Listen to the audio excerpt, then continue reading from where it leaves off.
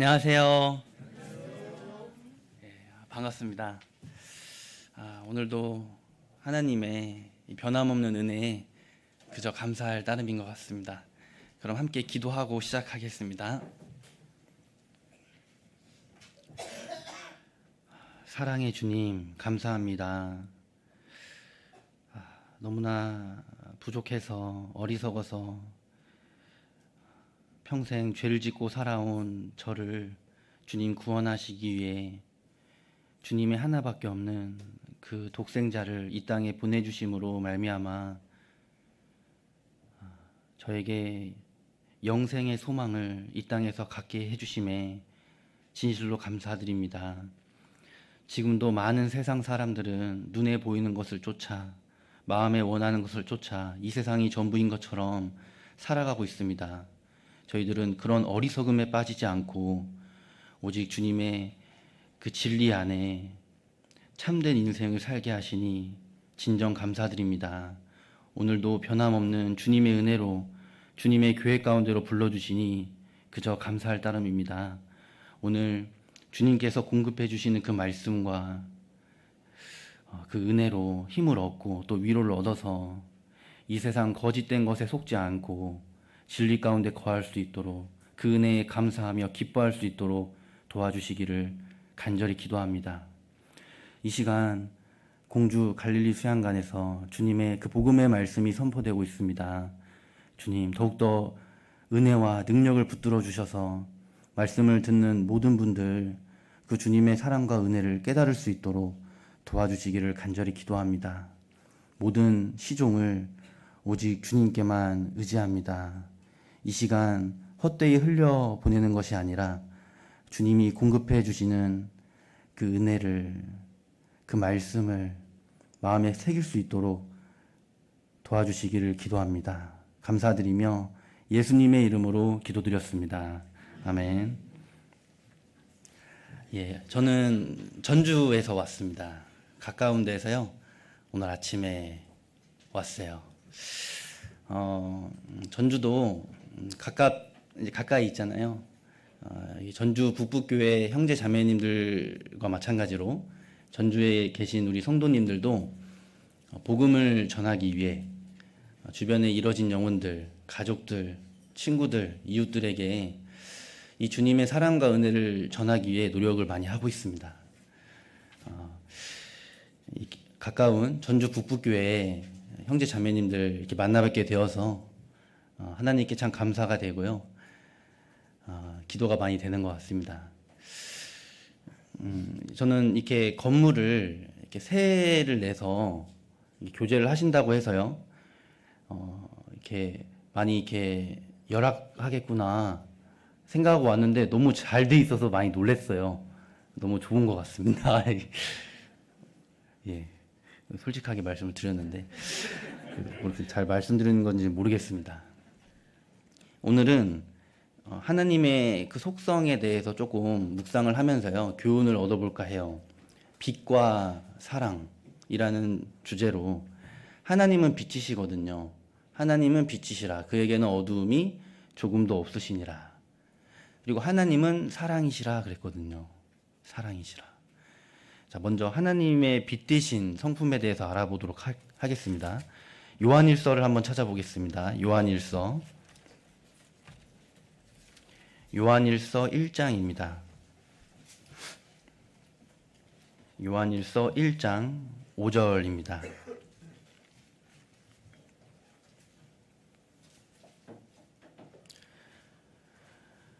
제가 읽어보겠습니다. 요한일서 1장 5절. 우리가 저에게서 듣고 너희에게 전하는 소식이 이것이니 곧 하나님은 빛이시라. 그에게는 어두움이 조금도 없으시니라. 하나님은 빛이시라 라고 말씀하셨어요. 그에게는 어두움이 조금도 없으시니라. 하나님, 빛 대신 하나님 앞에 사람이 그냥 나아갈 수가 없죠. 죄가 있는 사람은 이 하나님 앞에 그냥 나아가다가는 죽을 수밖에 없습니다. 사람이 아무리 의롭게 살고 착하게 살고 법 없이도 살았다고 해도 하나님 앞에 예수 그리스도 없이 나아갈 수가 없는 거예요. 그에게는 어두움이 조금도 없으시기 때문에 너무나도 거룩하신 분이기 때문에 우리는 예수 그리스도 없이 절대로 하나님 앞에 나아갈 수가 없는 겁니다. 사람이 아무리 의로운들, 아무리 깨끗한들 예수님 앞에는 나아갈 수가 없는 거예요. 그에게는 하나님께는 어두움이 조금도 없으시기 때문입니다. 하나님은 빛이시라라고 말씀하셨어요. 그렇기 때문에 하나님 안에 거한다라는 것은 빛 가운데 거한다라고 할 수 있습니다. 빛 가운데 거한다. 이 빛은 여러 특성이 있습니다. 어떠한 특성이 있느냐?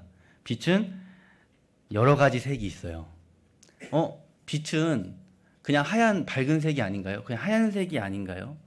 얼핏 보면 빛은 하얗고 밝은 색인 것처럼 보이는데 프리즘을 통과해 보면 빨주노 초파남보 7가지 색을 나타내고 있습니다. 빛은 하나님도 마찬가지예요.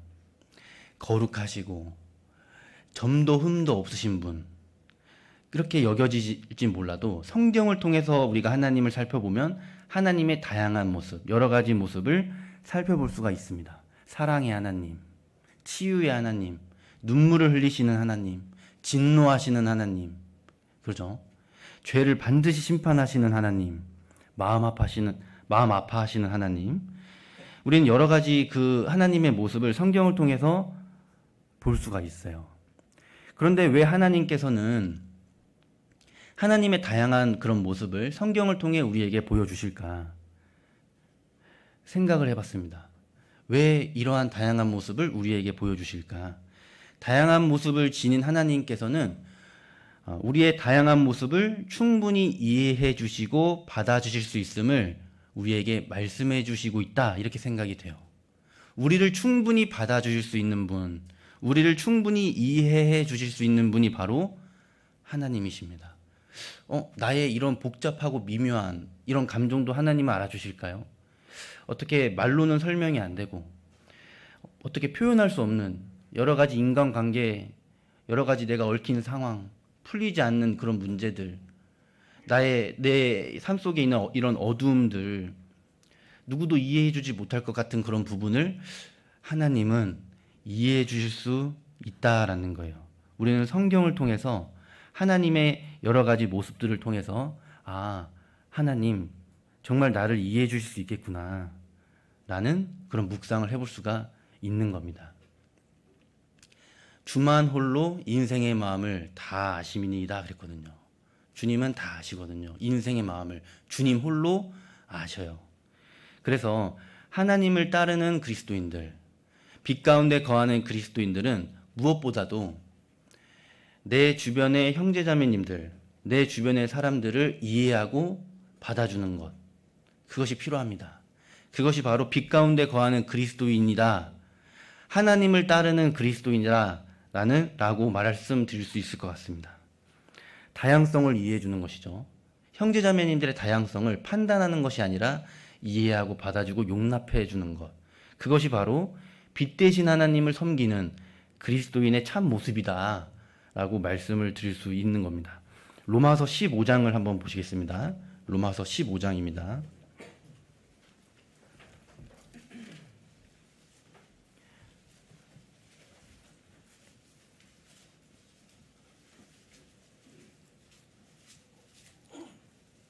로마서 15장 7절에서 8절 말씀입니다. 로마서 15장 7절에서 8절 말씀을 제가 읽어보겠습니다. 이러므로 그리스도께서 우리를 받아 하나님께 영광을 돌리심과 같이 너희도 서로 받으라.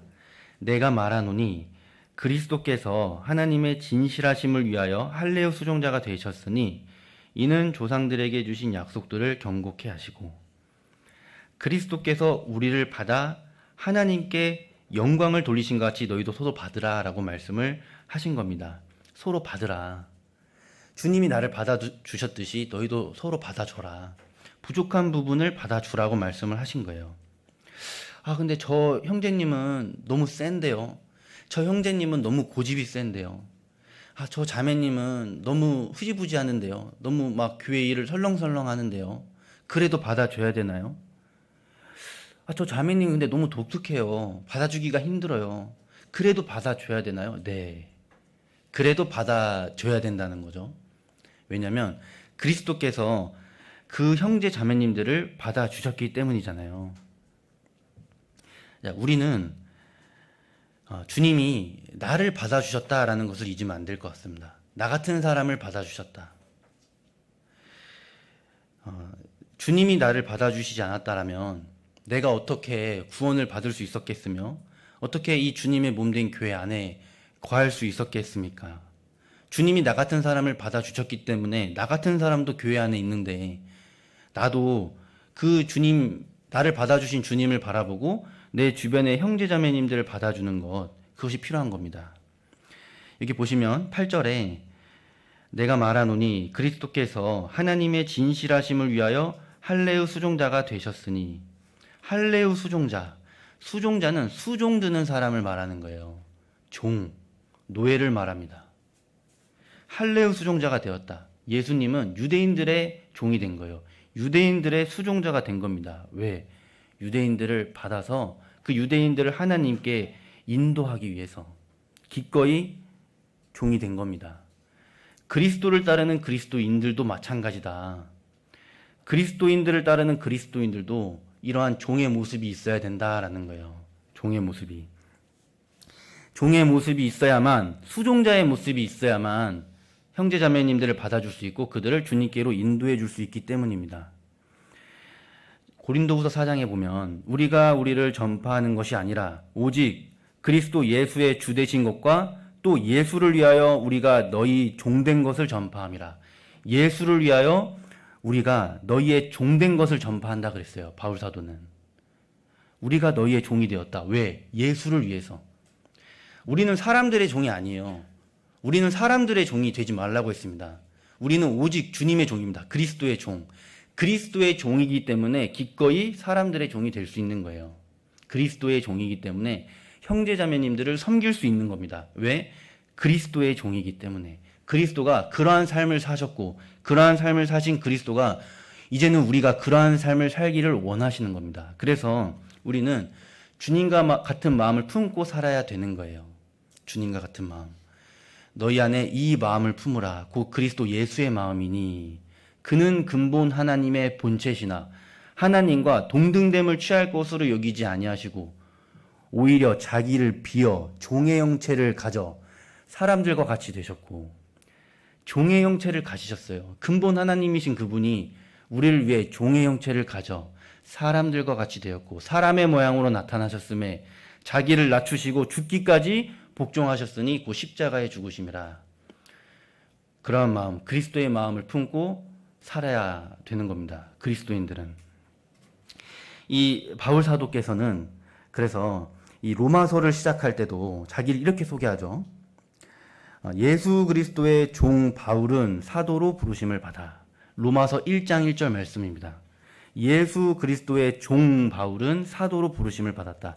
자기 자신을 사도라고 소개하기 이전에 나는 주님의 종입니다. 이렇게 자기를 소개하잖아요. 그러면서 로마서를 시작하고 있습니다. 베드로 사도도 마찬가지죠.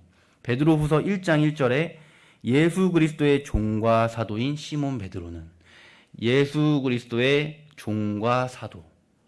먼저는 종인 겁니다.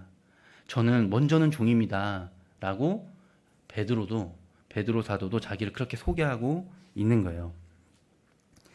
자, 주님을 따르는 그리스도인들, 특별히 정말 주님을 가까이 따르고자 원하는 그리스도인들은 마땅히 이러한 주님의 마음을 품고 또 이러한 모습으로 신앙생활을 해야 하는 겁니다. 주님이 그러한 삶을 사셨기 때문에.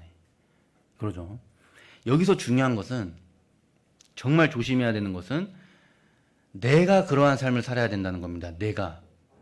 저분이, 저 사람이, 저 형제, 저 자매가 그러한 삶을 살아야 돼요. 저 임원이 좀 그러한 삶을 살아야 돼요가 아니라 내가, 이 하나님의 말씀 앞에 내가 그러한 삶을 살아야 된다라는 거예요. 자칫하다가 내가 하나님의 자리에 앉을 수도 있는 겁니다. 그죠? 형제 자매님들을 판단하실 분은 오직 주님 한 분뿐이세요. 그러한 권세 있으신 분은 주님 한 분뿐이십니다. 이 말씀 앞에 나를 돌아봐야지 어떠한 형제 자매, 어떠한 사람을 생각하시면 안 되죠. 그것은 굉장히 위험한 겁니다. 이 루시퍼가 하나님의 보좌에 앉으려다가 타락을 하지 않았습니까? 교만했잖아요. 우리는 이 하나님의 말씀 앞에 나를 돌아봐야 된다라는 거예요. 자칫하다가는 마귀가 앉은 그 자리에 앉을 수 있다라고 말씀을 드릴 수 있습니다. 조심해야 되는 거예요. 교만은 패망의 선봉이기 때문입니다. 자칫 망할 수가 있는 거예요. 우리는 우리 자신을 돌아보고 정말 형제 자매님들을 받아줘야 되는 거예요. 받아줘야 됩니다. 다양한 형제 자매님들을. 그런데 죄를 용납하라는 것은 아니에요. 죄까지 받아주라는 것은 절대 아닙니다. 그죠? 고린도전서 5장을 잠깐 보겠습니다. 고린도전서 5장입니다. 고린도전서 5장 11절 말씀입니다. 고린도전서 5장 11절 말씀.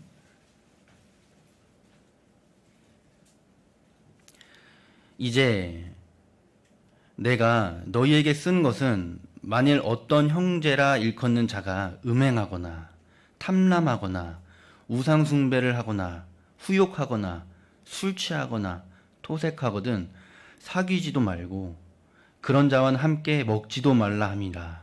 외인들을 판단하는데 내게 무슨 상관이 있으려마는 교중 사람들이야 너희가 판단치 아니하랴. 교회 안에 있는 사람들을 가리키잖아요.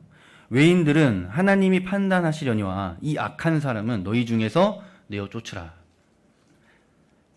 너희 중에서 내어 쫓으라. 이렇게 말씀하시잖아요. 음행.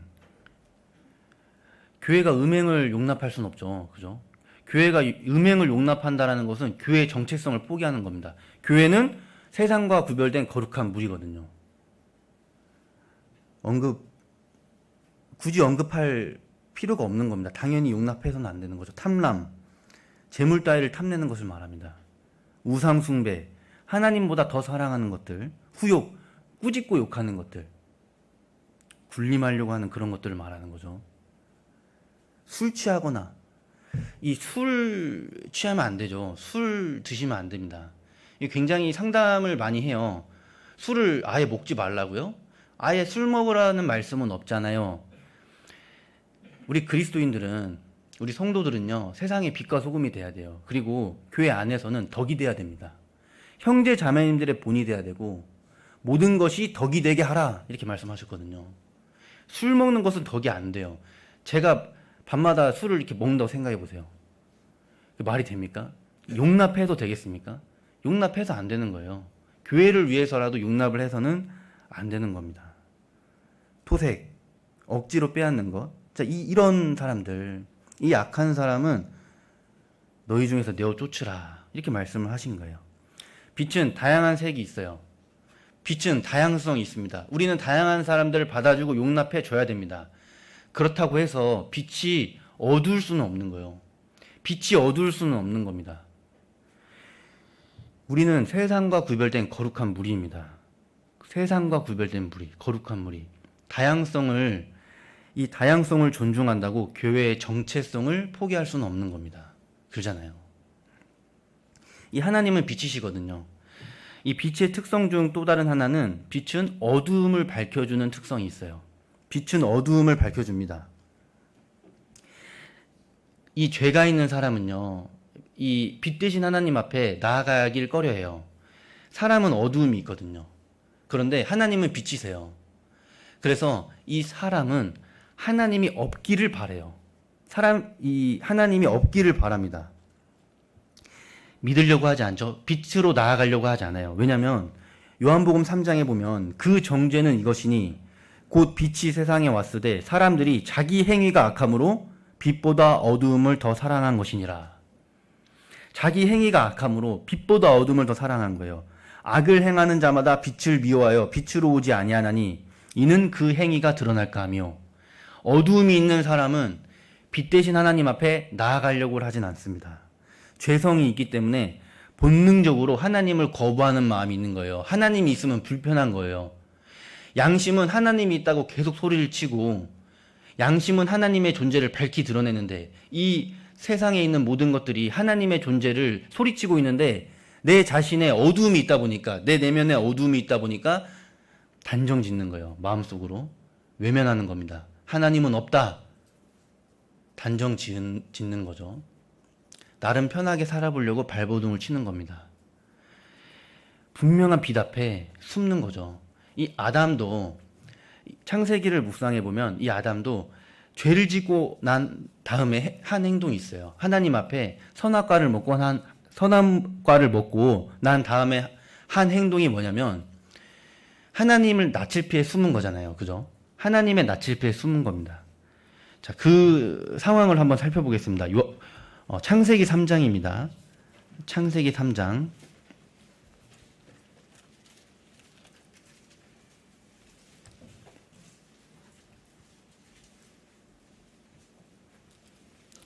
창세기 3장 1절 말씀에 구약성경 창세기 3장 1절 말씀입니다. 여호와 하나님의 지으신 들짐승 중에 뱀이 가장 강교하더라. 뱀이 여자에게 물어 가로되 하나님이 참으로 너희더러 동산 모든 나무의 실과를 먹지 말라 하시더냐. 뱀이 여자 하와를 어떻게 깼냐면요, 하나님이 참으로 너희더러 동산 모든 나무의 실과를 먹지 말라 하시더냐? 참으로 그렇게 말씀하시더냐? 하나님은 그렇게 말씀하신 적이 없어요. 하나님은 뭐라고 말씀하셨냐면 동산 각종 나무의 실과는 내가 임의로 먹되 선악을 알게 하는 나무의 실과는 먹지 말라. 먹는 날에는 내가 정령 죽으리라 하시니라. 창세기 2장 16절 17절 말씀이죠. 동산 각종 나무의 실과는 임의로 먹어라. 마음껏 먹어라. 이렇게 말씀을 하셨어요. 그런데 마귀는 이 하와를 어떻게 깼냐면 하나님이 참으로 동산 모든 나무의 실과를 먹지 말라 하시더냐? 야, 하나님 참으로 너무하신 분이다. 그러려면 에덴 동산을 왜 만들었냐? 아니, 그러면 선악과를 도대체 왜 만들었냐? 하나님 너무하신 분이다. 그런 하나님 믿지 마라. 이렇게 꾀는 거예요. 지금도 많은 사람들을 마귀는 이렇게 꾀입니다. 많은 사람들을 하나님이 불의하신 분인 것처럼, 하나님이 너무하신 분인 것처럼 꾀는 거예요.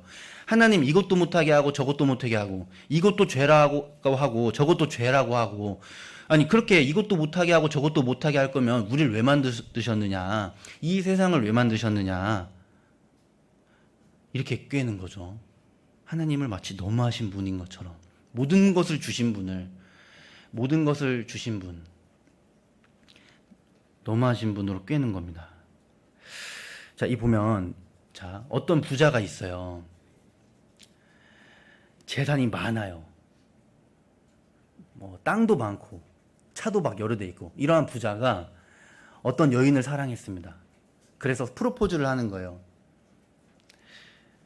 나는 당신을 사랑합니다. 내가 있는 모든 것을 당신에게 주겠습니다. 내 많은 재산, 내 많은 땅, 내 많은 뭐가 있을까요? 여러 가지들, 건물 다 당신의 것이니까 마음대로 쓰세요. 다 당신의 거예요. 다만 한 가지만 지켜주세요. 바람은 피지 말아주세요. 나 외에 다른 남자는 만나지 말아주세요. 라는 약속으로 둘이 결혼을 해서 행복하게 잘 살았습니다. 그런데 결혼을 한 그 여자가 만약에 다른 남자를 만났다면 그 부자 남편이 가지고 있는 모든 것들을 누릴 권리가 있을까요? 한 가지를 약속해 달라고 했거든요. 다른 남자를 만나지 말아달라고. 그런데 이 여자가 다른 남자를 만났다라면, 그 약속을 깨뜨렸더라면 남자가 가진 그 모든 것들을 누릴 수 있는 권리가 있을까요? 없는 거예요. 남자가 너무한 겁니까? 자신의 모든 것들을 누리게 해주고 다른 남자 만나지 말아달라고 한 가지를 그 남자가 너무한 겁니까? 아니면 모든 것들을 다 누렸음에도 굳이 그 한 가지를 어긴 그 여자가 너무한 겁니까? 생각을 해봐야 되죠. 하나님은 모든 것들을 다 임의로 사용하게 주셨어요. 그리고 선악과 하나를 금했습니다. 모든 것들을 다 주시고 선악과 하나를 금한 하나님이 너무한 겁니까? 모든 것들을 다 누리고 있었음에도 굳이 선악과 하나를 먹은 사람이 너무한 겁니까? 속으면 안 돼요. 속지 말라. 속으면 안 됩니다. 이 마귀는요, 속이는 자거든요. 마귀의 어원은 헬라어로 디아볼로스, 이간질하는 자예요. 하나님과 사람 사이를 이간질하는 사람이 바로 이 마귀입니다. 지금도 많은 사람들을 하나님과 멀어지게 하려고 이간질을 하고 있어요. 우리는 이러한 게임에 넘어가면 안 되는 겁니다. 자, 창세기 3장 7절 말씀 보실게요. 창세기 3장 7절 말씀. 이에 그들이 눈이 밝아 자기들의 몸이 벗은 줄 알고 무화과 나무 잎을 엮어 치마를 하였더라. 그들이 날이 서늘할 때에 동산에 거니시는 여호와 하나님의 음성을 듣고 아담과 그 아내가 여호와 하나님의 낯을 피하여 동산 나무 사이에 숨은지라. 동산 나무 사이에 숨었어요. 죄를 지은 사람이 했던 첫 번째 행동은 무화과 나무 잎을 엮어 치마를 했어요. 자기들의 노력, 자기들의 종교, 자기들의 열심으로 자기들의 어두움을 가려보려고 합니다. 빛 대신 하나님 앞에 나아갈 생각은 하지 않고 어떻게든 자기 스스로 이 자기의 죄를, 어두움을 해결해 보려고 하죠. 죽어도 하나님 앞에 나아가기는 싫은 겁니다. 지금도 많은 사람들, 이 성경의 사실적인 증거들을 분명히 보여주고 하나님이 계시다라는 분명한 명확한 증거들을 보여줌에도 하나님 앞에 나오기를 꺼려해요. 증거가 부족해서 하나님을 믿지 못하는 것이 아니죠. 고의적으로 하나님을 멀리합니다. 무화과 나무 잎을 엮어 치마를 해 입는 것이죠. 자, 그들이 날이 서늘할 때 동산에 거니시는 여호와 하나님의 음성을 듣고, 자, 하나님의 음성을 들었어요. 분명한 하나님의 음성, 하나님이 살아계시다라는 음성, 하나님은 지금도 역사하신다라는 그 하나님의 말씀을 들었는데 아담과 하와가 어떻게 했냐면 여호와 하나님의 낯을 피해서 숨었습니다. 죄가 있는 사람들, 빛 대신 하나님 앞에 나아가질 않아요. 숨습니다. 지금도 얼마나 많은 사람들이 이렇게 하냐라는 거예요. 너무나 어리석은 것이죠. 어리석은 자는 그 마음에 이르기를 하나님이 없다 하도다. 왜 없다고 하냐면요, 저희는 부패하며 소행이 가증하여 선을 행하는 자가 없도다. 하나님이 없기를 바라는 거예요. 숨는 겁니다. 그런데 숨어봤자 어디 숨었냐면요, 동산 나무 사이에 숨었어요. 숨는다고 숨은 곳이, 꼭꼭 숨는다고 숨은 곳이 어디였냐면 하나님이 창조하신 에덴 동산이었어요. 사람이 아무리 하나님을 거부하고 하나님을 피해 숨어봤자 하나님이 창조하신 이 세상 속에서 숨는 겁니다. 하나님의 손바닥 안에 있는 거예요. 어리석은 겁니다. 하나님을 인정하고 이제는 받아들여야 되거든요.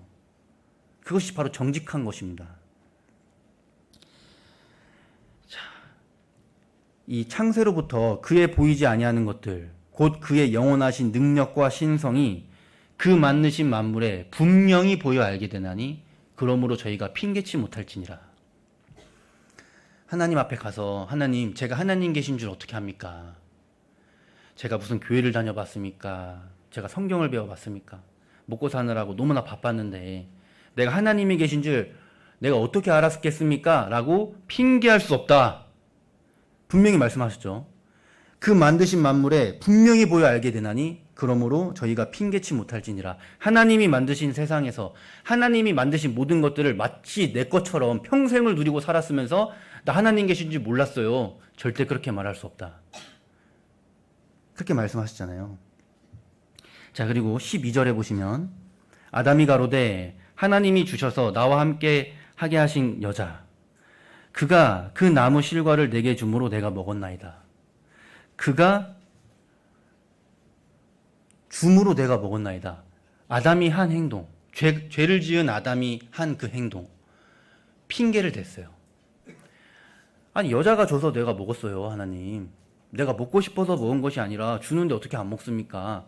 그런데 그 여자 하나님이 주셨잖아요. 하나님이 주셔서 나와 함께 하게 하신 그 여자 때문에 먹었습니다. 누구의 탓을 돌리냐면요, 모든 책임을 하나님께 돌리는 겁니다. 모든 책임을. 범죄하는 그 영혼이 죽을지라. 사람이 심판을 받는 것은 자기가 지은 죄 때문에 심판받는 거예요. 자기가 지은 죄로, 그 행위로 어떻게 행했던지 그대로 갚음을 받습니다. 자기 자신을 못 보는 거예요. 어두움에 있기 때문에 자기 자신을 볼 수 있는 눈이 없는 겁니다. 어떻게 해서든지 핑계를 대는 거죠. 저 사람 때문에, 이 사람 때문에. 자기 죄를 인정하려고 하지 않아요. 자기 죄를 못 보는 거죠. 무지합니다. 심지어 하나님께 그 책임을 돌리고 있어요. 이 아담이. 하나님이 주신 여자 때문에 내가 먹은 거 아닙니까? 하나님 때문입니다. 이 세상이 왜 이렇습니까? 이 하나님 때문입니다. 아니에요. 아담이 하와를 처음 보고 나와 함께하게 하신 그 여자라고 말하지 않았습니다. 아담이 하와를 처음 봤을 때는 내 뼈 중에 뼈요 살 중에 살이라 얼마나 기뻐하고 하나님께 감사했던지 모릅니다. 결국 자기가 지은 그 죄 때문에 이러한 상황이 벌어졌음에도 인정을 못하는 거죠. 어두운 가운데 있으니까 보질 못하는 거예요. 하나님 앞에 섰을 때 이렇게 말할 수 있겠습니까? 절대 이렇게 말할 수 없어요. 이사야서 26장에 보면 주의 열성을 보면 부끄러워할 것이라. 주의 열성을 보면 부끄러워할 것이라. 불이 주의 대적을 사르리이다. 이 하나님은 이 천지를 창조하신 역사를 끝낸 후에 7일째 안식하셨거든요. 그런데 아담의 범죄 이후 사람의 범죄 이후에 하나님은 일하시기 시작했어요. 지금도 일하고 계십니다. 계속 일하시고 계세요. 그 주님의 열성을 보면 부끄러워할 것이라. 어떻게 해서든지 그 한 영혼이라도 구하고 건지려고 하는 그 하나님의 열심을 보면, 그 하나님의 사랑, 한 영혼을 향한 하나님의 사랑을 비로소 알면 부끄러워할 것이다. 불이 주의 대적을 사르리이다 그러지 않습니까? 정말 이런 하나님의 마음도 모르고 한평생을 마귀에게 속아가지고 하나님을 오해하고 살았으니 지금 이후에 건너가서 하나님 앞에 섰을 때 무슨 할 말이 있겠습니까? 자기 입으로 죄를 짓고 하게 되리라 그러지 않습니까? 자, 그래서 이 구원받지 못한 사람들, 이 세상 사람들은 빛 대신 하나님 앞에 나아갈 수가 없어요. 어두움이 있기 때문에 그렇습니다. 그럼 그들을 어떻게 빛으로 인도할 수 있을까요? 먼저 구원받은 우리를 통해서입니다. 우리가 세상의 빛이 되고 그 사람들에게 하나님의 빛을 선전할 때 그들이 비로소 하나님을 보게 되는 거예요. 이루어진 영혼들이 하나님 앞에 나아갈 수 없거든요. 그들은 계속 숨고 있습니다. 그 하나님을 피해 숨고 있는 그들을 하나님 앞으로 인도하려면요, 반드시 먼저 구원받은 우리가 하나의 빛이 돼서 그들을 빛 대신 하나님 앞으로 인도를 해야 되는 겁니다. 이것은 너무너무 중요한 거예요. 그런데 우리가 어떻게 그들에게 빛을 나타낼 수 있을까요? 시편 89편에 보면 또 궁창의 확실한 증인 달같이 영원히 건곳게 되리라 하셨도다 이렇게 말씀하셨거든요. 궁창의 확실한 증인 달같이 영원히 경고케 되리라 하셨도다. 이 달은 어두운 지구를 비칩니다. 마찬가지로 우리도 그리스도의 증인이 돼서 궁창의 확실한 증인 달같이 우리도 예수님의 증인, 그리스도의 증인이 돼서 이 어두운 세상을 비춰야 되는 거예요. 이 달은 스스로 빛을 낼 수가 없죠. 달은 스스로 빛을 낼 수가 없거든요. 달은 태양빛을 받아서 그 받은 태양빛으로 지구를 비춰주잖아요. 우리도 마찬가지라는 겁니다. 우리도 스스로 빛을 낼 수가 없어요. 우리가 얼마나 연약하고 부족합니까? 그죠? 우리가 어떻게 그 사람들에게 빛을 나타낼 수 있느냐? 주님을 나타낼 수 있느냐? 주님께로 잘 받아야 되는 겁니다. 주님의 이 몸된 교회 안에 거하는 거죠. 이 주님의 몸된 교회 안에 거하고 말씀을 공급받고 주님의 그 모든 것을 잘 공급받아서 그 이루어진 영혼들, 세상 사람들에게 우리는 빛을 나타내야 되는 겁니다. 자, 로마서 13장을 한번 보시겠습니다. 로마서 13장입니다.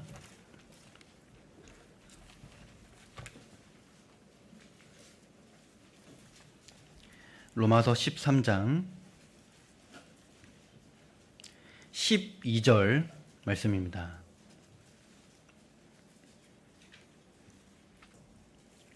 로마서 13장 12절부터 제가 읽겠습니다. 밤이 깊고 낮이 가까웠으니 그러므로 우리가 어두움의 일을 벗고 빛의 갑옷을 입자. 이렇게 말씀하시죠. 밤이 깊고 낮이 가까웠다. 그러므로 우리가 어두움의 일을 벗고 빛의 갑옷을 입자.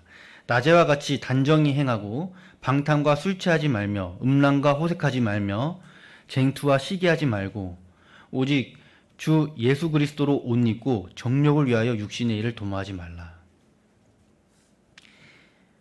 밤이 깊고 낮이 가까웠잖아요. 그러므로 우리가 어둠의 일을 벗고 빛의 갑옷을 입자. 빛의 갑옷을 입어야 됩니다. 빛의 갑옷을 입고 세상 사람들에게 빛을 나타내야 되는 거예요. 그러기 위해서는 먼저 어두움을 벗어야 되는 겁니다. 어두움을 먼저 벗어야 빛의 갑옷을 입을 수 있는 것이죠. 너희가 전에는 어두움이더니 이제는 주 안에서 빛이라. 빛의 자녀들처럼 행하라. 이렇게 말씀하셨거든요. 빛의 자녀들처럼 행하라. 구원받지 않은 세상 사람들, 그들에게 주님의 빛을 나타내려면 우리는 뭔가 달라야 하지 않습니까? 그들과 똑같이 사는데 어떻게 그들에게 빛을 나타낼 수 있겠어요? 그들과는 달라야 된다. 빛의 자녀들처럼 행하라 라고 말씀하셨죠. 그리고 밤이 깊었다, 낮이 가까웠다. 우리 시대는 주님, 빛 되신 주님이 재림하실 날이 너무나 가까운 시대에 살고 있잖아요. 그죠? 이 밤이 깊은 시대예요. 낮이 가까운 시대, 우리가 사는 이 시대입니다. 그런 말 들어보셨죠? 동트기 전이 가장 어둡다. 해가 뜨기 직전, 그 동트기 전이 가장 어둡다라는 말이 있잖아요. 우리가 사는 시대가 바로 이런 시대예요. 밤이 깊은 시대, 어두움이 충만한 시대. 너무나 어두워요. 이 빛 대신 하나님을 받아들이려고 하지 않습니다. 어두움이 너무나 짙은 거예요. 주님 오실 날이 너무나 가까웠기 때문입니다. 지금 이 뉴스만 키면, TV만 키면 매일같이 등장하는 나라들이 러시아, 이란, 이스라엘, 미국 막 그러잖아요. 막 가자지구 전쟁. 이런 현상들 우리를 흔들어 깨우는 겁니다. 이제 낮이 가까웠다. 이제 빛 대신 주님이 오실 날이 가까웠다. 밤이 깊었다. 우리에게 소리치고 있는 거지 않습니까? 그잖아요. 11절에 보시면 또한 너희가 이 시기를 알거니와 자다가 깰 때가 벌써 되었으니 그랬어요. 자다가 깰 때가 벌써 되었으니 이는 이제 우리의 구원이 처음 믿을 때보다 가까웠음이니라. 빛은 사람을 깨우는 특성이 있습니다. 해가 뜨는 대낮에 햇빛이 비치는 곳에서 잠들기가 너무 어렵잖아요. 빛은 사람을 깨우는 특성이 있는데 우리 보고 주님은 뭐라고 말씀하시냐? 이제 빛이 가까웠으니 깨어 살아라. 만물의 마지막에 가까웠으니 그러므로 너희는 정신을 차리고 그랬잖아요. 이제 정신을 차려야 된다. 가까웠다. 그래서 낮에와 같이 행하라고 말씀하신 겁니다. 지금 우리가 사는 이 시대는 어두움이 짙은 세상이지만 너희들은 낮에와 같이 행하라. 낮인 것처럼 살아라. 빛되는 삶을 살아라. 라고 말씀을 하시는 거예요. 그러면 우리가 어떻게 이런 어두움이 짙은 세상에서 주님의 빛을 나타낼 수 있느냐? 주의 말씀은 내 발의 등이요 내 길의 빛이니이다. 주의 말씀은 내 발의 등이요 내 길의 빛이니이다. 주님의 그 말씀, 빛 되신 말씀을 품고 살 때 우리는 세상의 빛을 나타낼 수가 있는 거예요. 신명기 6장을 한번 보시겠습니다. 신명기 6장입니다.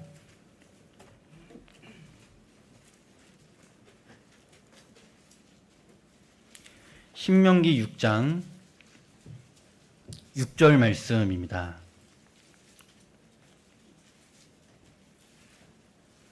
신명기 6장 6절 말씀을 제가 읽어보겠습니다.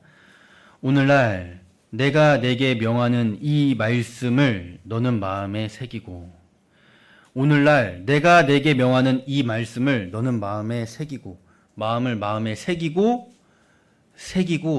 새겨야 되는 겁니다. 빛 대신 하나님의 그 말씀을 그때 우리는 이 세상에 빛을 나타내는 삶을 넉넉히 살 수 있을 거예요.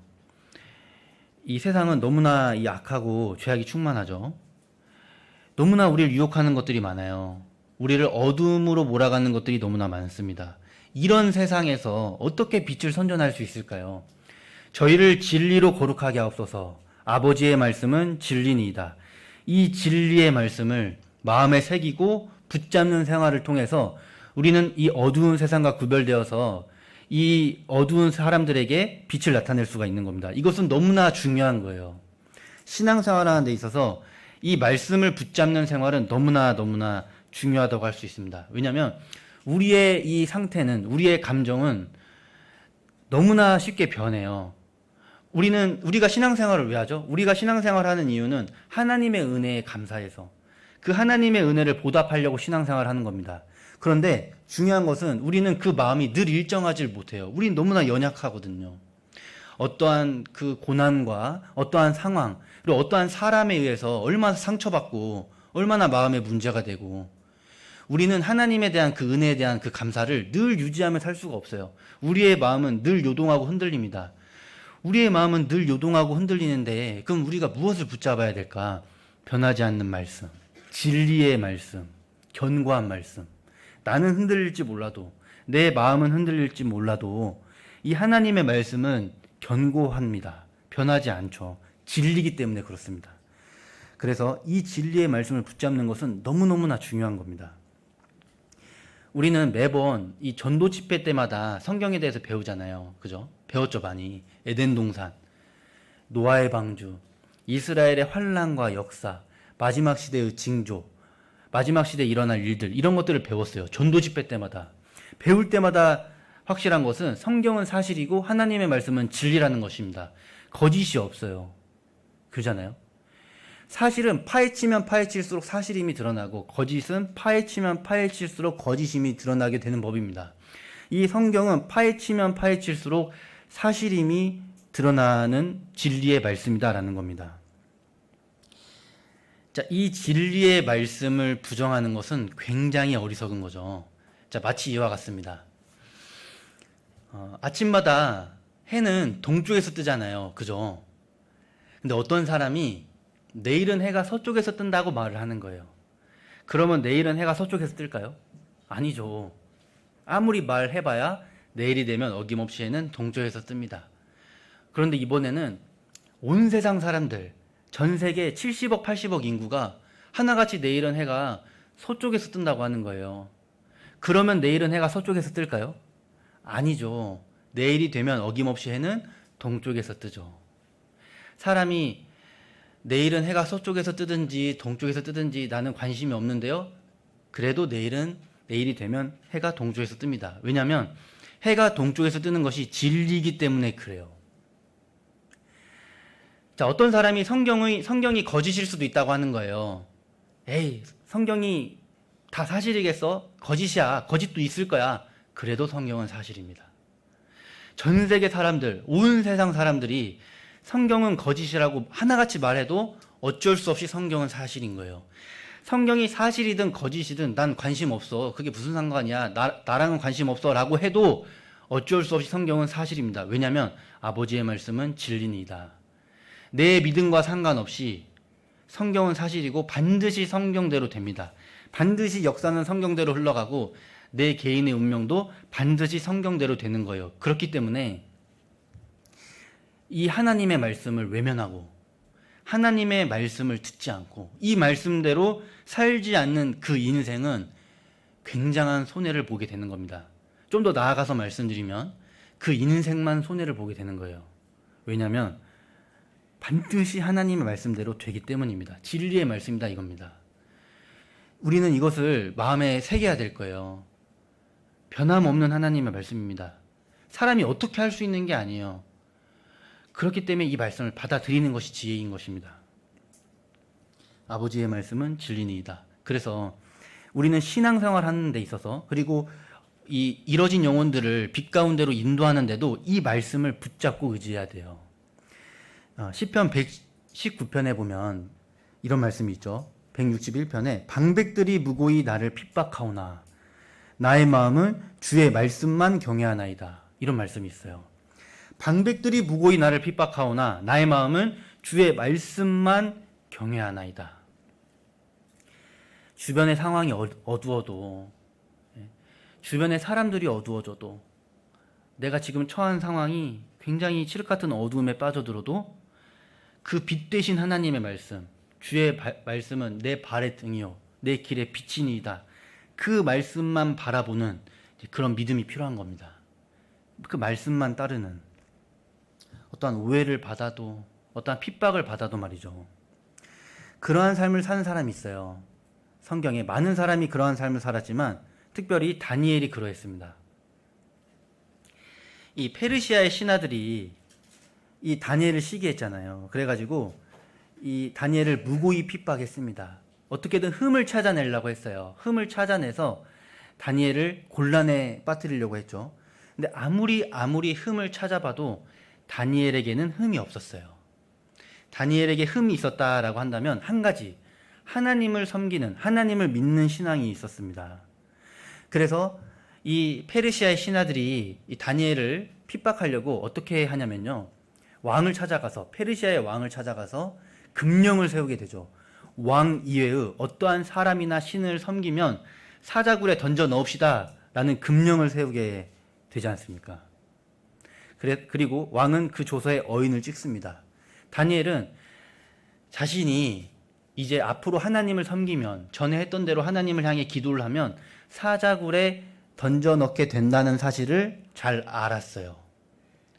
그런데도 다니엘은 어떻게 했죠? 기도를 멈췄습니까? 하나님을 향한 그 신앙생활을 멈췄습니까? 아니에요. 전과 같이 변함없이 하나님에 대한 그 자신의 태도를 견고히 하지 않았습니까? 흐트러짐이 없었어요. 어떻게 그럴 수 있느냐라는 거예요. 나의 마음은 주의 말씀만 경외하나이다. 하나님을 향해 뜻을 정한 겁니다. 다니엘서를 한번 보겠습니다. 다니엘서 1장입니다. 다니엘서 1장 8절 말씀입니다.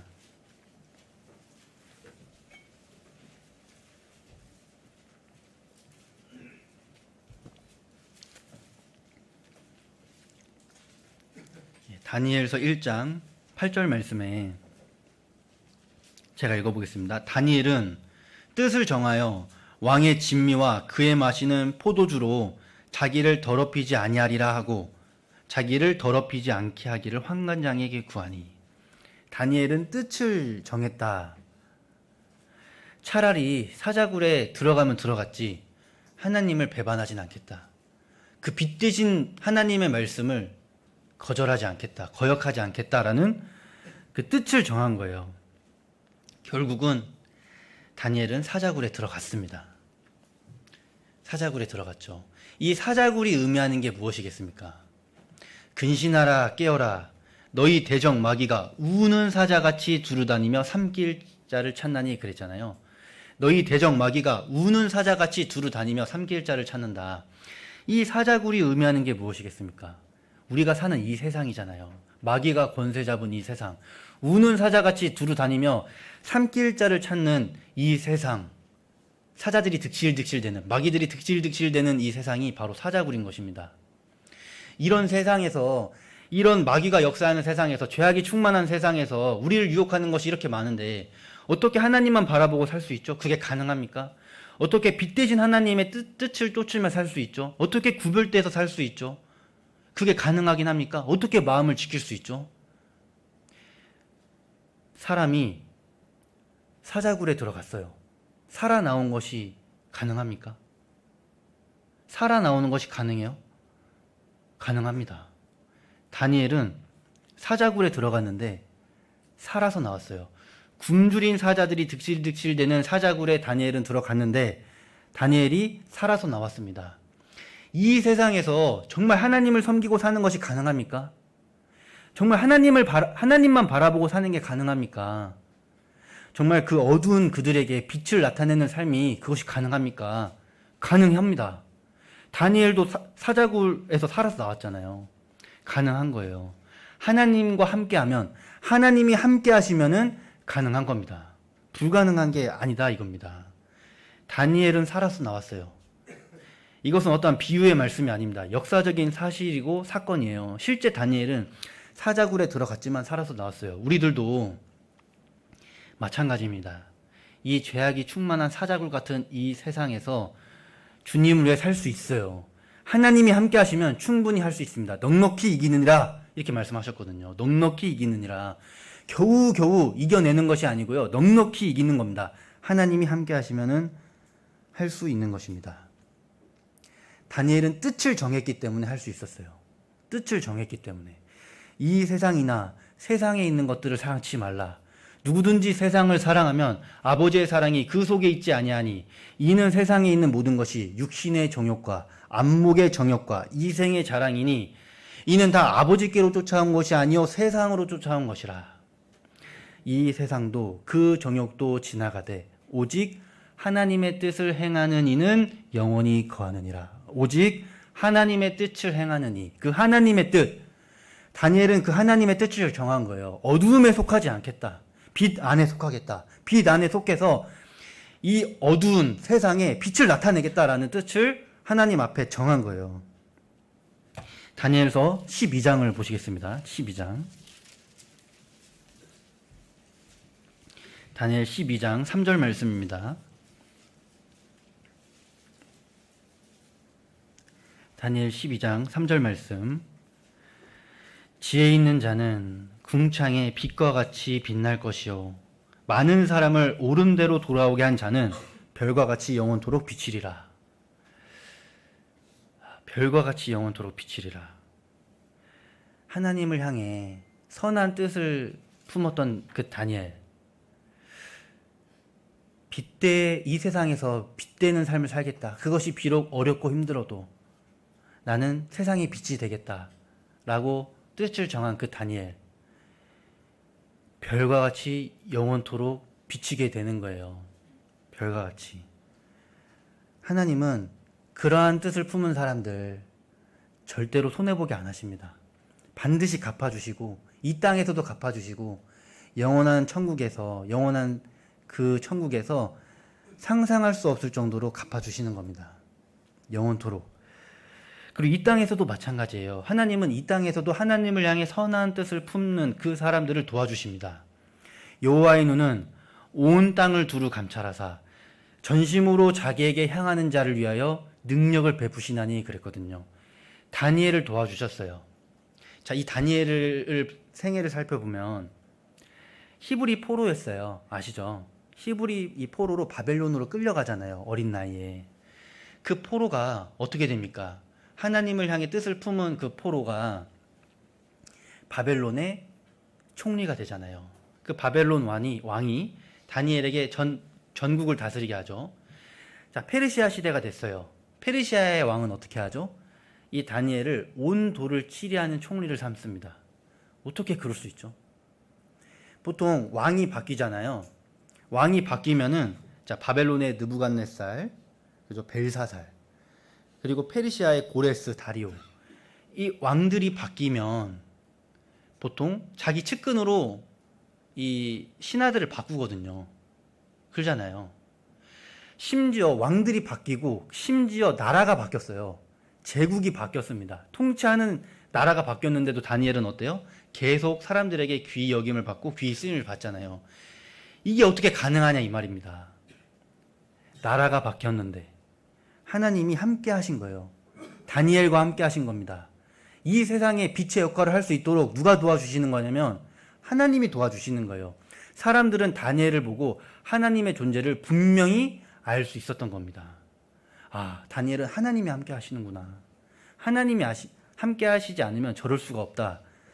우리도 마찬가지입니다. 여호와의 눈은 온 땅을 두루 감찰하사 전심으로 자기에게 향하는 자를 위하여 누가 능력을 베푸시냐면요, 전지전능하신 창조주 하나님, 무에서 유를 창조하시는, 없는 것을 있는 것처럼 부르시는 그 창조주 하나님께서 도와주신다, 능력을 베풀어 주신다라는 거예요.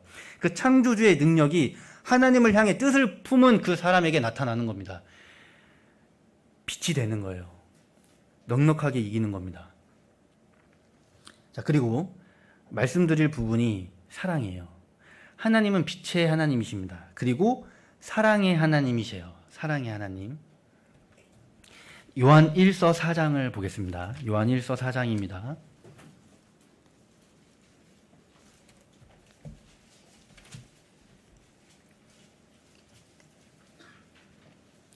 요한 1서 4장 16절 말씀입니다.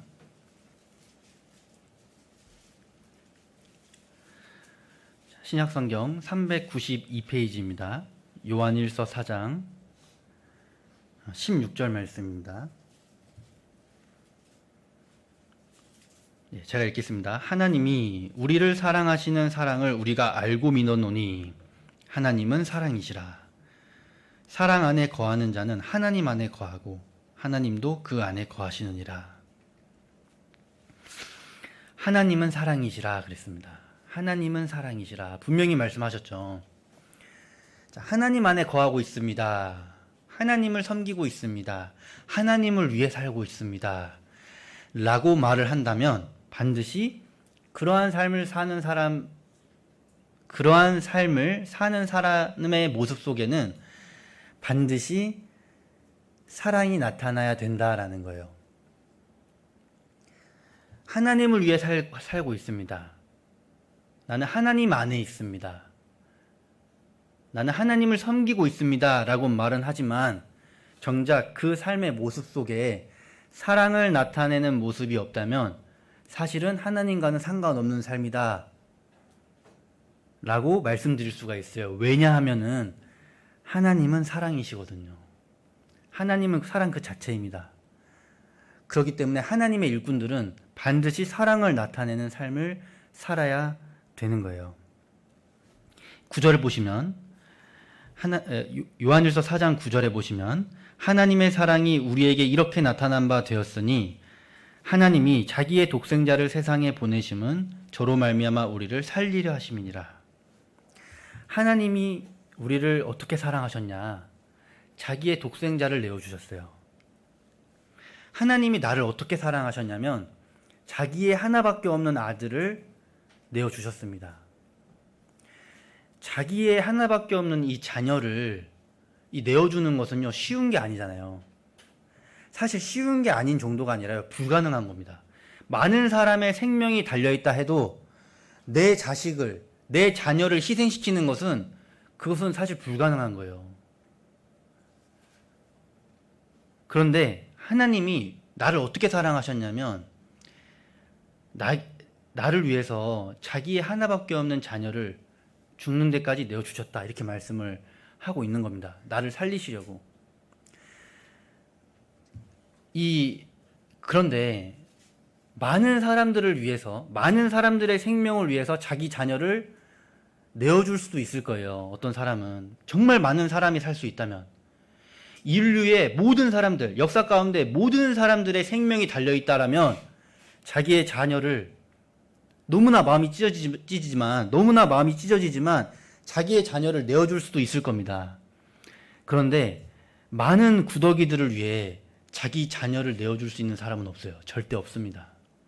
욥기 25장에 보면은 벌레인 사람, 구더기인 인생이라. 하나님이 사람을 보실 때, 죄 많은 사람을 보실 때는요, 벌레인 사람, 구더기인 인생, 구더기 같은 사람들이거든요. 하나님은 이 구더기 같은 우리를 살리기 위해 자기 하나밖에 없는 자녀를 내어준 겁니다. 점도 흠도 없으신 예수 그리스도, 죄가 없으신 그분, 거룩하신 그분, 그 몸을 우리를 위한 제물로 드리신 거예요. 죄 많은 우리를 위해, 구더기 같은 우리를 위해. 우리로서는 측량할 수 없는 사랑, 헤아릴 수 없는 사랑입니다, 사실. 100번 죽어도 그 은혜를 못 갚는다는 말이 사실인 거예요. 구더기 같은 나를 위해 하나님께서 자기 하나밖에 없는 그 거룩한 그리스도를 희생시켰으니 이 구더기 같은 내가, 죄 많은 내가, 평생 죄만 짓고 살아온 내가 100번을 죽는다 한들, 1000번을 죽는다 한들, 10,000번을 죽는다 한들 어떻게 그 사랑을 조금이나마 보답할 수 있겠습니까? 예수님이 구더기 같은 나를 위해 죽으셨는데 그러지 않습니까? 그 사랑을 받았다 이 말입니다. 그 사랑을 내가 측량할 수 없는 사랑을 받았다. 그러한 사랑을 베푸신 하나님께서는 이제 우리에게 말씀하시잖아요. 새 계명을 너희에게 주노니 서로 사랑하라. 이 말씀 한번 찾아보겠습니다. 요한복음입니다. 요한복음 13장입니다.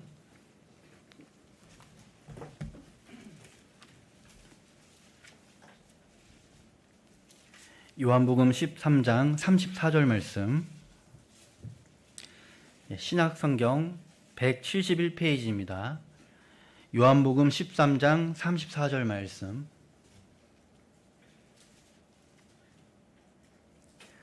새 계명을 너희에게 주노니 서로 사랑하라. 내가 너희를 사랑한 것 같이 너희도 서로 사랑하라. 이렇게 말씀하셨습니다. 새 계명을 너희에게 주노니 서로 사랑하라. 내가 너희를 사랑한 것 같이 너희도 서로 사랑하라. 예수님은 십자가에 달리시기 전에 유언 같은 말씀을 남기셨어요. 서로 사랑하라고. 내가 너희를 사랑했으니 너희도 서로 사랑해라. 우리는 사실 이 죄성이 가득한 우리는 누군가를 사랑할 수 있는 힘이 없습니다. 그러잖아요. 이 율법이 요구하는 게 무엇입니까? 내 목숨을 다하고 뜻을 다하고 마음을 다해서 힘을 다해서 주 너희 하나님을 사랑하라. 그리고 내 이웃을 내 몸과 같이 사랑하라. 그 율법의 요구. 우리는 율법의 요구를 이룰 수 없어요. 지킬 수 없습니다. 그 율법 앞에 죄인임을 깨달을 수밖에 없습니다. 사랑할 수가 없는 거예요. 사랑할 힘이 없습니다. 그런데 이제는 예수님에게 엄청난 사랑을 받았어요. 실제 받았고 영생을 얻었습니다. 영원한 천국의 소망이 있어요. 하나님을 향한 믿음이 있습니다. 그 사람에게 주님은 말씀하시는 거예요. 내가 너희를 사랑한 것 같이 이제 너희도 서로 사랑하라고. 그 사랑을 받은 우리 그리스도인들은 이제는 주위 형제 자매님들 그리고 이뤄진 영혼들을 사랑할 수가 있는 것입니다. 그가 우리를 위하여 목숨을 버리셨으니 우리가 이로써 사랑을 알고 우리도 형제들을 위하여 목숨을 버리는 것이 마땅하니라. 마땅하니라. 이렇게 말씀을 하신 겁니다. 그리고 서로 사랑을 하는 것이 너무나도 중요한데요. 그것이 왜 중요하냐면 우리가 서로 사랑할 때 우리를 통해서 세상 사람들이 주님을 바라봅니다. 우리가 서로 사랑을 할 때 우리를 통해서 복음이 전해지고 세상에 많은 어두움에 있는 사람들이 우리를 통해서 빛을 보게 되는 거예요. 다시 읽어보겠습니다. 요한복음 13장 34절을 읽어보겠습니다. 새 계명을 너희에게 주노니 서로 사랑하라. 내가 너희를 사랑한 것 같이 너희도 서로 사랑하라. 너희가 서로 사랑하면 이로써 모든 사람이 너희가 내 제자인 줄 알리라. 너희가 서로 사랑하면 이로써 모든 사람이 너희가 내 제자인 줄 알리라. 우리가 서로 사랑할 때 세상에 있는 많은 사람들이 주님을 봅니다. 그래서 우리가 서로 사랑하는 것이 그토록 중요한 거예요. 이 복음이 전파되는 이것은 인간의 역사가 아니에요. 하나님의 역사입니다. 성령의 역사죠. 하나님의 역사이기 때문에 반드시 하나님의 방법대로 해야 돼요. 사람이 아무리 수고하고 아무리 땀 흘리고 아무리 열심히 한들 사람의 방법으로는 안 되는 겁니다. 하나님의 역사입니다. 하나님의 방법으로 해야 되는데 하나님의 방법이 무엇이냐면 서로 사랑하는 거다 이 말입니다. 우리가 서로 사랑할 때 이로써 모든 사람, 세상의 그 모든 사람이 너희가 내 제자인 줄 알리라. 세상에 있는 사람들이 너희가 그리스도인인 줄 알게 될 것이다. 이렇게 말씀을 하신 거죠. 그래서 사랑을 하는 것은 너무나도 중요한 겁니다. 자, 우리도 열심히 신앙생활을 하잖아요. 주일마다 교회에 나오고. 사실 우리는 우리 인생의 전부를 신앙에 쏟고 있지 않습니까? 그죠? 정말 열심히 주님을 위해 살았는데 주님 앞에 가봤는데 남는 것이 없다. 얼마나 억울하겠어요. 우리는 우리 자신을 위해서라도 반드시 사랑하는 삶을 살아야 돼요. 고린도전서 13장에 보면 내가 내게 있는 모든 것으로 구제하고 또 내 몸을 불사르게 내어줄지라도 사랑이 없으면 내게 아무 유익이 없느니라 그랬거든요. 아무 유익이 없다. 그러니까 사랑이 없어도 내가 내게 있는 모든 것으로 구제할 수 있다는 말이잖아요. 사랑이 없어도 내 몸을 불사르게 내어줄 수 있다는 말씀을 하신 겁니다. 그렇게 말씀하시면서 사랑이 없으면 그렇게 할지라도 내게 아무 유익이 없다. 우리는 반드시 사랑을 붙잡아야 되는 겁니다. 그것이 진정 나를 위한 게 되는 거예요. 자, 요한계시록 2장을 보겠습니다. 요한계시록 2장.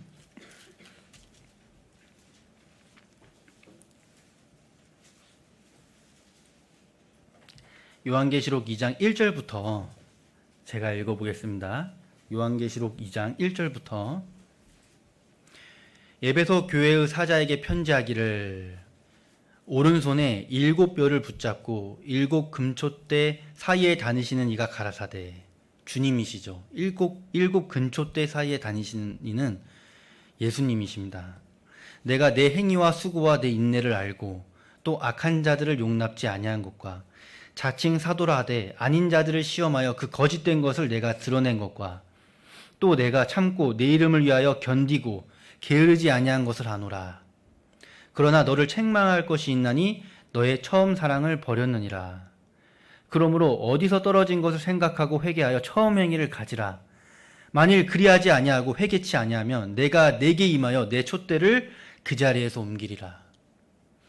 처음 사랑과 처음 행위를 말씀하시면서 그리하지 아니하면 내 촛대를, 성령의 역사를 그 자리에서 옮기리라.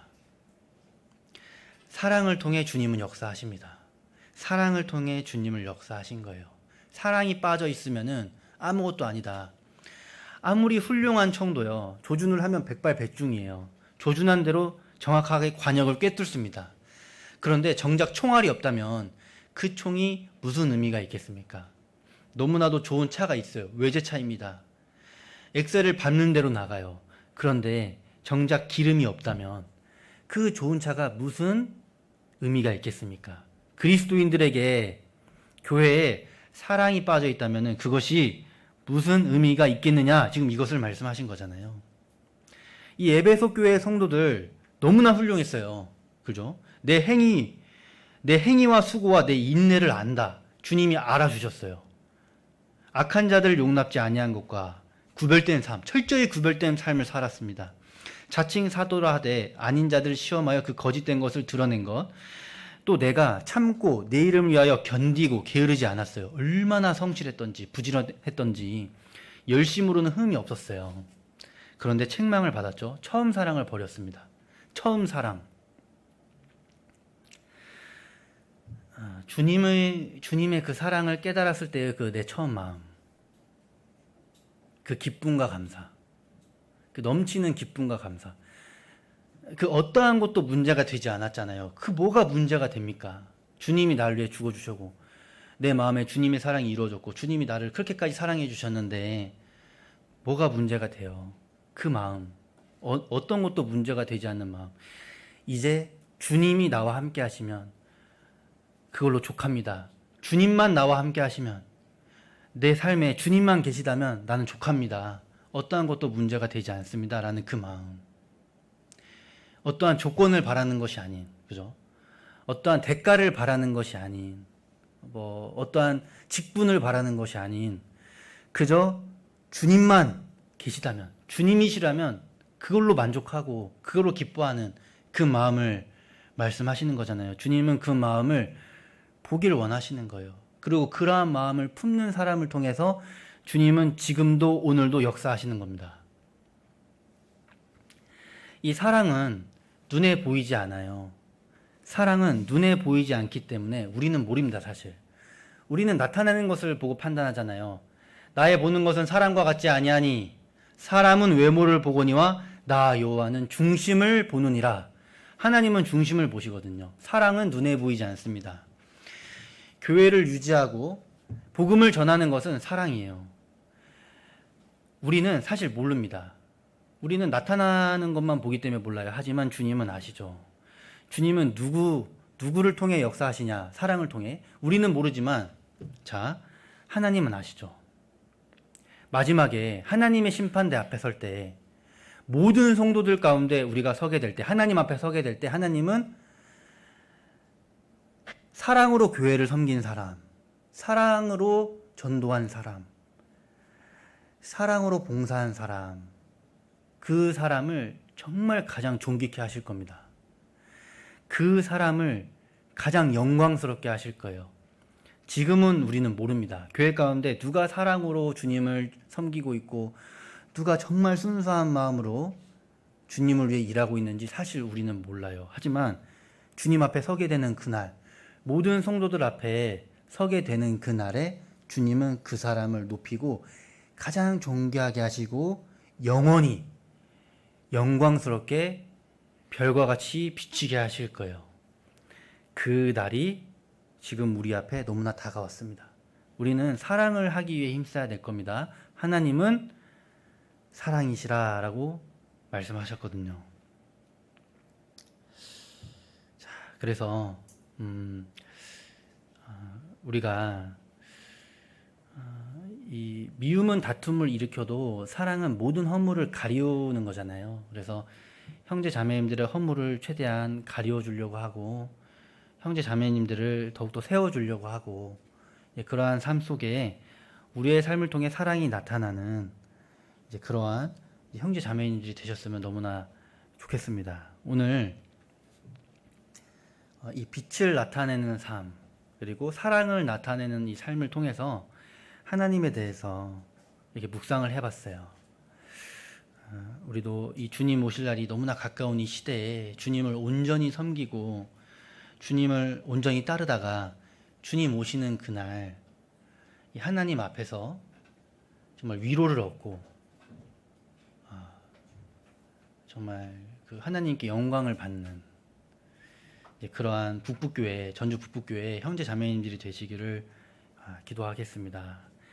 그러면 오늘 말씀은 이걸로 마치고요. 제가 기도하고 끝내도록 하겠습니다.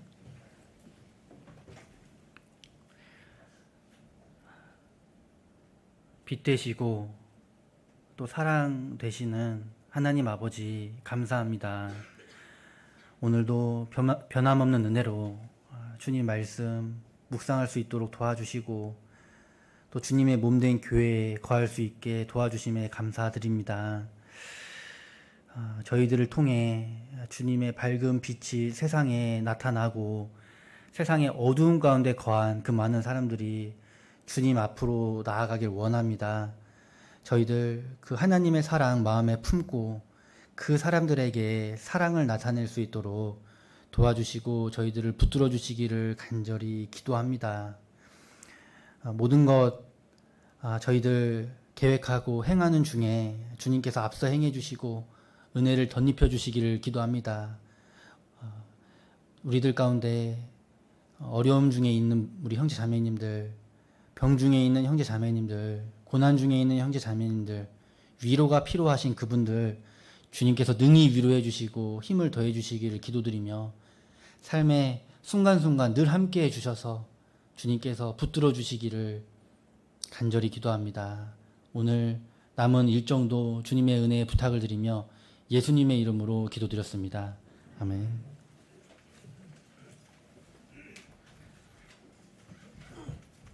찬송하시겠습니다. 은혜 찬송.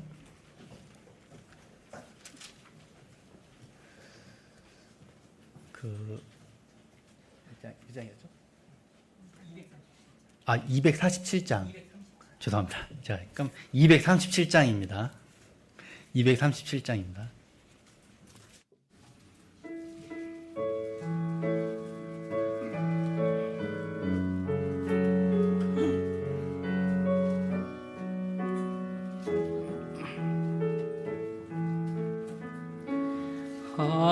하나님의 사랑을 사모하는 자, 하나님의 평안을 바라보는 자, 너의 모든 것 창조하신 우리 주님이 너를 얼마나 사랑하시는지 하나님께 찬양과 경배하는 자, 하나님의 선하심을 닮아가는 자, 너의 모든 것 창조하신 우리 주님이 너를 자녀 삼으셨네.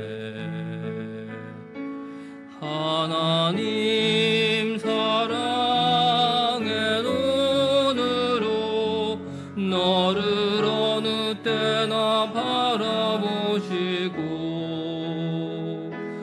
하나님 인자한 귀로서 언제나 너에게 기울이시네.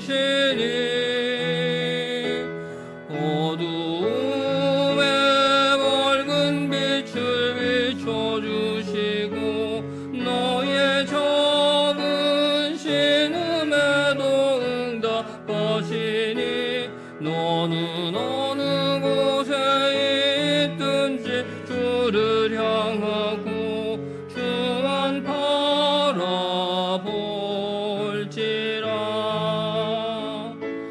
하나님 사랑의 눈으로 너를 어느 때나 바라보시고 하나님 인자한 귀로서 언제나 너에게 기울이시니 어두움에 밝은 빛을 비춰주시고 너의 적은 신음에도 응답하시니 너는 어느 곳에 있든지 주를 향하고 주만 바라볼지라. 주만 바라볼지라.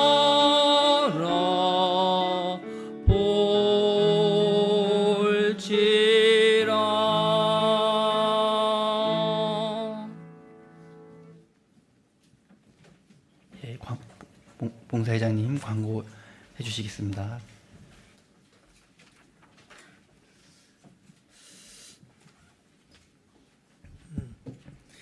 예, 자리가 많이 비었죠. 오늘 지금 이 시간 추계 수양회가 진행되고 있습니다. 오전에 귀한 하나님의 복음의 말씀이 이렇게 증거되는 그런 귀한 시간이었기에 지금 그 순간은 지금 지금 수양관에서는 많은 기쁨이 넘치는 많은 교제의 시간이 있을 거라고 생각이 되고요. 우리 북북교회에서도 지금 30여 명 정도 지금 이렇게 함께 지금 말씀을 듣고 또 봉사에 함께 임하고 있습니다. 귀한 식구들 저 전도방을 통해서 그 상황은 지금 계속적으로 올라오고 있으니까요. 위에서 많이 기도해 주시고 특별히 또 봉사하시는 귀한 우리 식구들에게 형제 자매님들에게 더 건강을 위해서 더 오늘 귀한 말씀 가운데 사랑의 마음으로 모든 것을 지금 이렇게 행하고 있는 그런 귀한 식구들에게 더 건강을 위해서 많이 기도해 주시기를 부탁드리도록 하겠습니다. 수양이가 이제 내일 끝나는데 내일 끝나고 바로 또 우리가 이교구 집회가 이렇게 10월 14일부터 이렇게 준비가 되어 있습니다. 이게 이교구 형제자매님들뿐만 아니고 우리 북북교 형제자매님들 모두가 다 한 마음으로 이 집회를 위해서 기도해 주시고 기도 대상자를 위해서 많이 기도하는 가운데 이 장소가 정말 기쁨이 넘치는 그런 장소가 될 수 있게끔 또 말씀 증거하시는 우리 담임 목사님을 위해서도 더 기도에 쉬지 않고 함께 기도해 주시기를 바라겠습니다. 오늘 인원들이 좀 많이 없지만 그래도 회별 모임 그대로 진행하도록 하겠습니다. 회별 모임 1시 반부터 지정된 장소에도 회별 모임이 있으니까요. 빠지 마시고 함께 해주시길 바라겠습니다. 어머니 임원 모임이 10월 2일 날 있습니다. 오전 10시에 있고요. 이번 주는 구역 모임이 3개 구역 있습니다. 11구역은 우리 최태영 집사님 댁에서 있고요. 21구역은 박정호 어르신 댁에서 있습니다. 그리고 23구역은 우리 전지호 형제님 댁에서 있으니까요. 그 23구역은 지금 그 소식지에는 안 나와 있는데요. 23구역 형제자매님들 참고해 주시기를 바라겠습니다. 예. 그리고 미디어 선교부 교재가 전국 미디어 선교입니다. 그 수양관에서 있는데 10월 4일 날 1박 2일로 있습니다. 저희들도 미디어 선교부가 지금 계속 운영이 잘 되고 있습니다. 모든 식구들이 함께 참석할 예정입니다. 예. 구역장 부구역장 모임이 이번 주 토요일 날 이렇게 모임 있습니다. 우리 구역장 부구역장님들 빠지 마시고 함께 해주시길 바라겠습니다. 지난번에 광고 드렸던 우리 강원래 어르신이 지금 예수병원에서 입원 치료 중에 계십니다. 빨리 쾌유하실 수 있도록 기도해 주시고요. 김명희 자매님 자제분 우리 신입찬 서울에서 이렇게 결혼식 있습니다. 이번 주 주일인데 좀 참석지는 좀 많이 어렵다는 생각이 많이 들지만 또 위해서 많이 기도해 주시고 또 이 기회를 통해서 신희찬 우리 군이 말씀을 같이 함께 들을 수 있는 그런 계기가 좀 됐으면 좋겠다는 생각을 합니다. 많이 축하해 주시기를 바라겠습니다. 10월 일정표 지금 이거 나와 있으니까요. 모든 걸 이렇게 참고해 주시고 또 교회 일정에 먼저 마음을 두시고 이렇게 모든 계획을 좀 세워 주시기를 부탁드리도록 하겠습니다. 예. 올해의 목표 같이 구호 외쳐보시고 광고 마치도록 하겠습니다. 사랑하는 자들아, 우리가 서로 뜨겁게 사랑하자. 예, 광고 마칩니다.